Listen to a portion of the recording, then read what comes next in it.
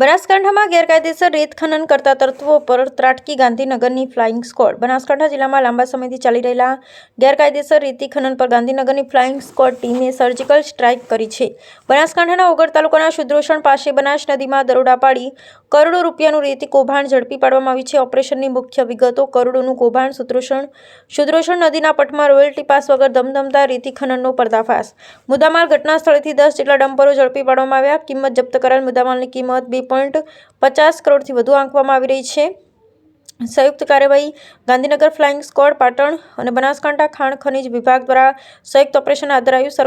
સરકારી તિજોરીને ચૂનો લગાવતા લોકો હવે ફસાયા છે। પકડાયેલા તમામ 10 ડમ્પરોને હાલ થરા પોલીસ સ્ટેશન ખાતે ખડકી દેવામાં આવ્યા છે।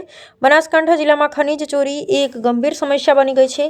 રાત દિવસ બે રોકટોક ચાલતા આ ગેરકાયદેસર કૌભાંડને કારણે પર્યાવરણ અને સરકારની તિજોરી બંનેને મોટું નુકસાન થઈ રહ્યું હતું। ગાંધીનગરની ટીમના આ સપાટા બાદ સ્થાનિક ખનીજ માફિયાઓમાં ભારે ફફડાટ વ્યાપી ગયો છે। અહેવાલ: જયંતિભાઈ ઠક્કર।